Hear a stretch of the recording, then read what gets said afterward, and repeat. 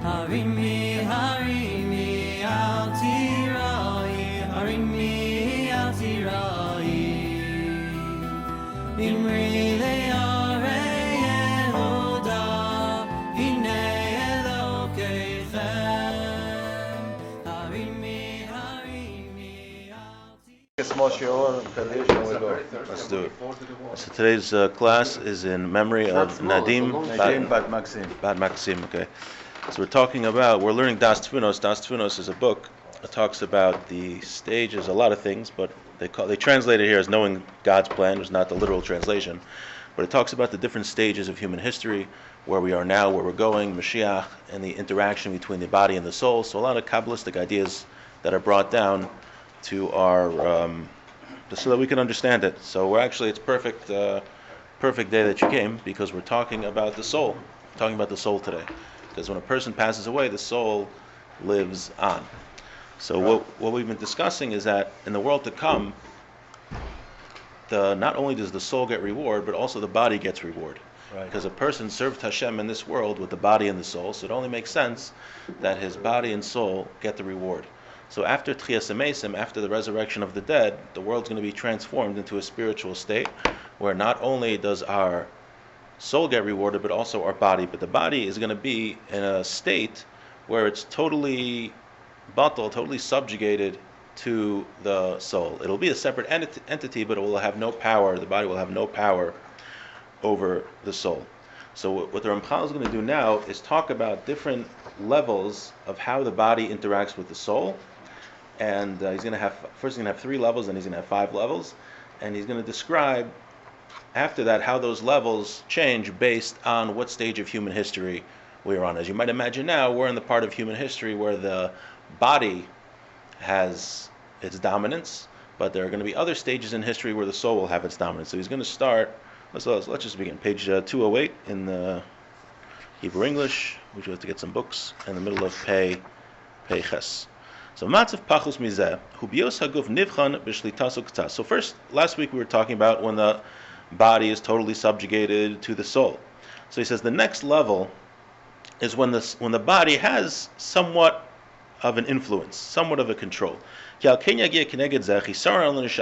the more the body has the control, the more that there's going to be something lacking in the soul. That it won't be able to show with its full glory. The soul won't be able to show with its full glory because the body has some sort of dominion which prevents that. But this little bit of control that the body has over the soul, it's only going to make a small chisaron, a small deficiency in the soul. But the more the body has control, power, the more it's going to affect the deficiencies in the soul. So the more power the body has, the less power the soul has, the more deficiencies will be in the expression of the neshama, the expression of the soul. We could say in a general sense there are 3 different time periods about this interaction. One stage is where the soul is totally in control. Another stage is when the body has a little bit of control. And the third stage is when the body is in total control. And spoiler alert, we're going to learn that where we are now is when the body is in total control. So Olam Haba, when we talk about Olam Haba, that's the place where the soul is totally in control. But here we are in the stage in the physical world where the body is totally in control. And he's going to write, that doesn't mean that the soul doesn't have any impact. We've learned a lot about how the soul impacts the body. And he's going to write, it's going to depend how a person decides to use his soul. So achim nelech b'derech hadraga lahavin od matzvei haguf azeh b'shlitas u'chamesh madregos nuchal limnos bo al derech haklal ve'elohein. But he says that we're able to further break down these 3 time periods to 5 levels. There's 5 levels of interaction between the body and the soul.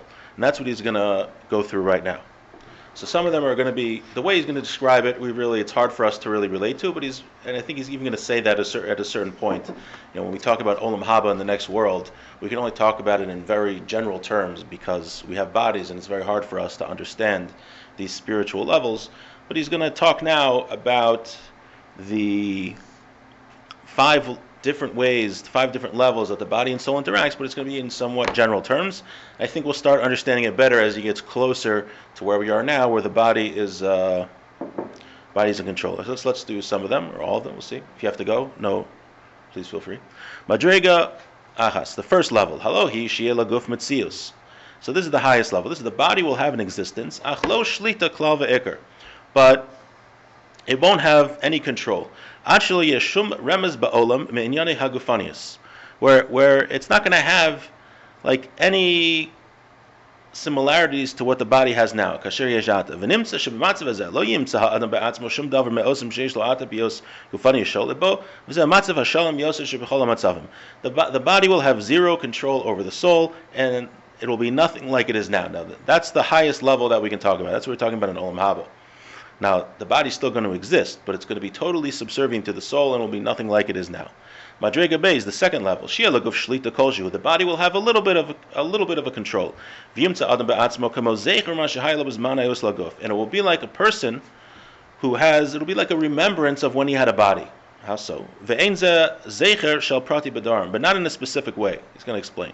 Al zeicher klali midvarm rabim shehayu bo. It'll be a general remembrance from the many things that it had. Mashal, now he's going to give a metaphor for this. Mashal lemisha avrol of tsaros rabas. Let's say someone had a lot of difficult experiences. Va'amol v'yaga b'kama harpaski, and he had a lot of work to do, and it was very difficult for him.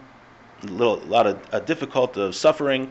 Va'achar nishar touches bo v'ayayfes b'chlal. And after these hardships are done, he's going to be tired. He'll be very tired. Right, that impact of the hardships that he went through are going to impact the body. That's how the little bit of a body, the control of the body will affect the soul. But you won't be able to see it specifically. Like a person who is sad and doesn't have a full happiness in his heart. Even though there's no specific reason.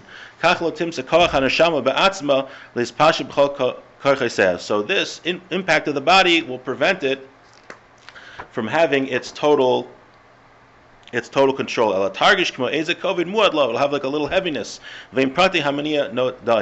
he's saying that just like if a person works very hard, he's very tired, a general tired, so too in this higher level where there is a body and it has somewhat of an impact on the soul, the body will affect the soul that it's like won't be able to spread its full radiance because it still has that influence left of the body, but it won't be in specific matters, but just a general. It's almost like a muting of the neshama. Right, basically, right. Versus having like a guf being a shaylit. It's more just. It's more like a negative. It's not exactly right. Exactly. No positive gufaniyus. It's more right. just a negative. Right. So let's just do one more level. Let's do the third level. Madrega shlishis bios haguf sholit befrat. This level is where the body will have specific control. Achlo bechol pratav, but not in every aspect. Ela biktsas mipratav, just some of them. Shimtza adam be'atzmo eze devarim medivri haguf. Devarim hayoser kalim. There'll be certain physical things, but they'll be like light, easy. Al kopanim gufani, but they will still be on the body. Va'amnam pashu, but it's obvious. Shebechol hamatzavim ha'ele. But like I'm going to write later, the impact that the body on the soul, that the body's going to have on the soul on these high levels, levels 1, 2, and 3, they're not so strong. They're very low. When is this third level? I don't know yet. He's going to after he gets the 4th and 5th level, he's going to talk about how they relate to the different time periods. So he's going to tie that in. But the next, even though the 4th level is not where we are now, he's going to say that's where Moshe Rabbeinu was when he was receiving the Torah, how he had a body, but it was totally, not really doing much.